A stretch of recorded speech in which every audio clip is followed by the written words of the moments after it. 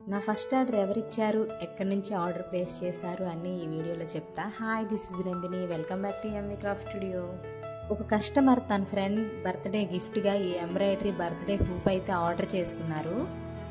తను ఎవరు, ఎక్కడి నుంచి ఆర్డర్ చేశారు అనేది ముందు వీడియోలో మాట్లాడుకుందాం. ఇప్పుడైతే ప్రాసెస్లోకి వెళ్ళిపోదాం. ఫస్ట్ అయితే ఈ ఎంబ్రాయిడరీ హూప్కి క్లాత్ అనేది ఫిక్స్ చేసుకోవాలి. ఏ సైజులో నేమ్స్ నెంబర్స్ రాయాలనుకుంటున్నారో ఆ సైజు వరకు స్కేల్ హెల్ప్తో లైన్స్ అనేది డ్రా చేసుకోవాలి. నేను ఇక్కడైతే వాటర్ ఎరేజర్ పెన్ అయితే యూజ్ చేశాను. ఇది మీషో కానీ ఫ్లిప్కార్ట్లో అమెజాన్లో అవైలబుల్గా ఉంటుంది.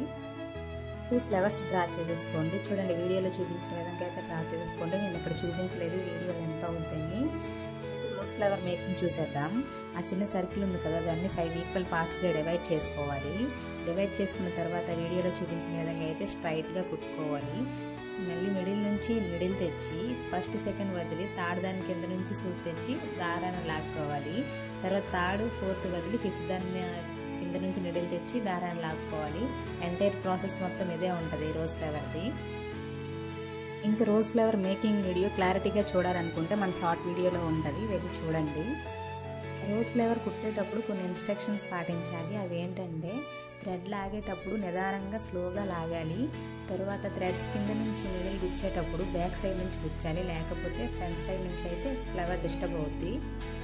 ఇదే పద్ధతిలో ఫ్లవర్స్ అన్నీ కుట్టుకోవాలి. నేను ఇక్కడైతే వీడియోలో ఎంత అవుద్దని స్క్రిప్ట్ చేస్తాను రోజ్ ఫ్లవర్కి.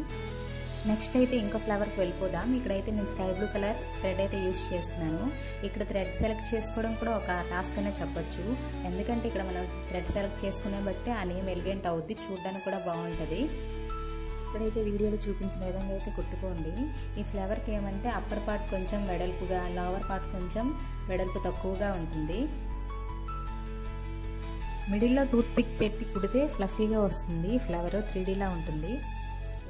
టూత్ పిక్ పెట్టి కూడా కుట్టొచ్చు, అప్పుడు ఫ్లవర్ 3D ఫ్లవర్లా అనిపిస్తుంది.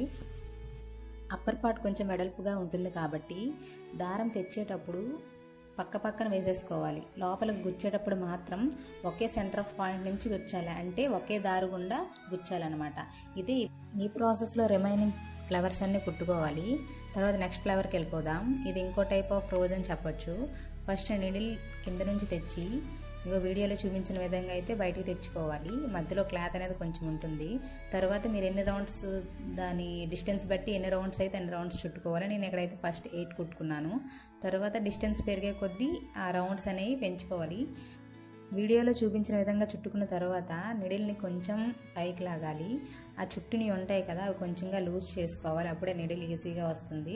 చుట్టేటప్పుడు కొంచెం లూజ్ చుట్టుకున్నా పర్లేదు. తర్వాత టైట్గా లాగి కిందికి నిడిల్ని కుచ్చాలన్నమాట. ఇదే హోల్ ప్రాసెస్ ఉంటుంది ఈ ఫ్లవర్కి.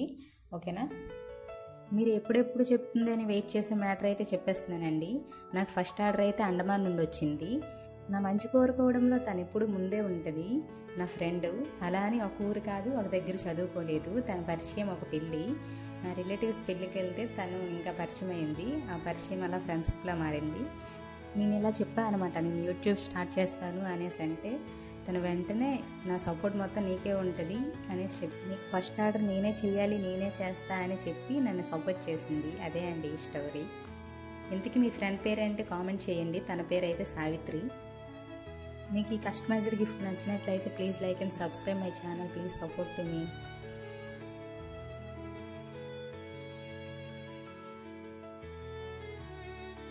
మాటల్లో పడి ప్రాసెస్ చెప్పడమే మర్చిపోయాను. ఇంకా ప్రాసెస్లోకి వెళ్ళిపోదాం. ఇప్పుడైతే లీఫ్ కుట్టుకుందాం.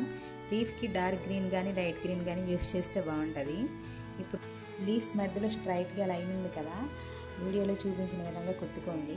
తర్వాత లెఫ్ట్ సైడ్ నుంచి సూది తెచ్చి రైట్ సైడ్కి గుచ్చాలి. లీఫ్ రైట్ సైడ్కి గుచ్చిన తర్వాత మళ్ళీ కింద నుంచి మిడిల్ తెచ్చి, అంటే సెంటర్ నుంచి మిడిల్ తెచ్చి టైట్గా లాగి మళ్ళీ సెంటర్ నుంచి కిందకి వదలాలి. అప్పుడు లీఫ్లా వస్తుంది. నేను చెప్పేదానికన్నా మీరు వీడియోలో చూస్తే అర్థమవుద్ది. లీవ్స్ అయితే కుట్టేసాం.